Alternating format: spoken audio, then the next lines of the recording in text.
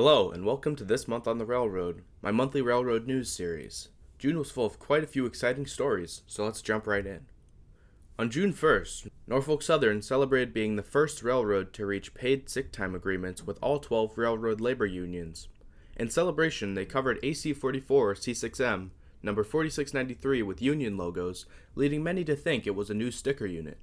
Unfortunately, after a press event where it was photographed, these union logos were removed, reverting 4693 to a completely normal AC44.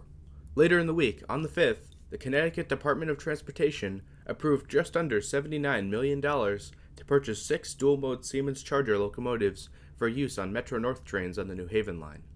When the first locomotives are delivered in mid-2027, they'll replace CDOT's P32s, which are approaching the end of their useful service lives. The next day, CalTrain ran its new electric trains under their own power for the first time. For the past few years, CalTrain has been working to fully electrify the Peninsula Corridor between San Francisco and San Jose, and beginning next year, these electric multiple units will make CalTrain America's most modern commuter rail. On the 7th, Union Pacific's Big Boy began an excursion that would last into July. Most interestingly, late in the month, 4014 was used to help a stalled freight train up a hill. This is one of the few times in recent history that 4014 has been used in revenue freight service. On the 10th, CSX released its second heritage unit, this time for the Chessie system. Unlike the B&O unit, which in my opinion wasn't eye-catching enough, the Chessie unit number 1973 looks pretty good. I'm still not a big fan of the fade, but these interesting heritage engines are growing on me. The next day, an overpass on I-95 collapsed just north of Philadelphia, causing massive traffic disruptions on one of the busiest sections of highway in the country. This led to an instant 12% uptick in SEPTA ridership, and while at this point the highway has been reopened, this issue could show local politicians the importance of strong public transit, which I guess is always good. On the 13th, after a year-long regulatory process, Brightline granted TriRail access to its MiamiCentral station to begin testing its trains there. Later this year, if all goes according to plan, TriRail will begin service to downtown Miami in addition to the airport. 3 days later, the American Association of Railroads and the American Shortline and Railroad Association sued the state of California following its recent CARB Act. They claim that this legislation will decrease the useful service life of locomotives, forcing railroads to spend money on new equipment. My question is, isn't that the whole point? Staying in California, on the 18th, San Diego's Coaster announced something you never want to hear from a railroad. It will be selling 5 coaches and 2 brand new SC44 locomotives. Struggling with low ridership, it seems that Coaster's trying to make a little bit of money selling unused equipment, but selling 2 month-old locomotives is definitely not a good look. Both Amtrak and Metrolink have apparently expressed interest for the 2 chargers, so they'll probably stay in California. On the 20th, Norfolk Southern acquired a fleet of CIT AC44 locomotives previously used as leasers to other Class 1s. As of right now, the amount of locomotives purchased is unknown, but soon, these bright blue GEs will make their way onto NS, likely straight to the paint booth. The next day, Brightline celebrated the completion of its Orlando line and all new construction between Cocoa and Orlando, Florida.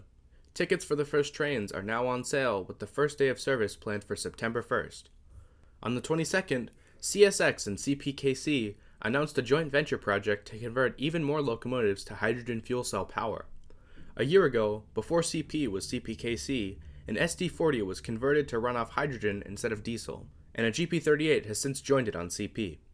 Now, CSX has joined CPKC's project, presumably testing the viability of these locomotives even more. On the 23rd, an odd locomotive was spotted at a Wabtec contractor site in Iowa. This is Norfolk Southern's first maintenance-of-way AC44 intended for company work trains. It should be delivered in the coming months. On the 25th, CPKC fired up 464 number 2816, running it under its own power for the first time since 2012. 2816 has been in the shops being rebuilt these past few years, but CPKC hopes to take it out on an excursion from Calgary to Mexico City sometime soon. On the 27th, a few months after the EPA ordered the Genesee and Wyoming to retire a handful of older locomotives, an order was placed for 69 GE-8 and 9 locomotives. In the coming months, 34 -8s and 35 -9s will make their debuts on the Buffalo and Pittsburgh, Chicago, Fort Wayne and Eastern, Connecticut Southern, Indiana and Ohio, New England Central, and the Providence and Worcester railroads. The next day, back on CPKC, a new paint scheme was revealed, and it's not that great. Aside from a black and gold stripe on the long hood, this looks really similar to Canadian Pacific's old paint scheme. While it's definitely not my favorite though, I do have to say, I think the 3 flags next to the cab are a nice touch. On the 29th, CSX released its third heritage unit, this one being for the Seaboard system. Like the Chessie system unit, I don't mind it, but it's still not ideal. Still, it'll be exciting to see what comes next. Finally, on the 30th, the Skyline, a new metro, opened. Originally proposed in the 60s, this fully automated rail transit system is Honolulu's long-awaited metro system. This project began construction in 2011 and has infamously been severely delayed, so the fact that this project is up and running is pretty exciting. The name Skyline was actually chosen just a few weeks before service began, but it seems pretty fitting as Honolulu is the only Hawaiian island that has any real high-rises. And that's June. Once again, we had quite a bit of news this month, but this time, instead of just a few big stories, it was a bunch of smaller ones. Obviously, if you're watching this video when it's new, I uploaded a week later than I wanted to. Luckily, the reason for the delay is that I'm in California right now, so that means some West Coast content is coming in the near future. So thanks for watching, and I'll see you very soon in another video.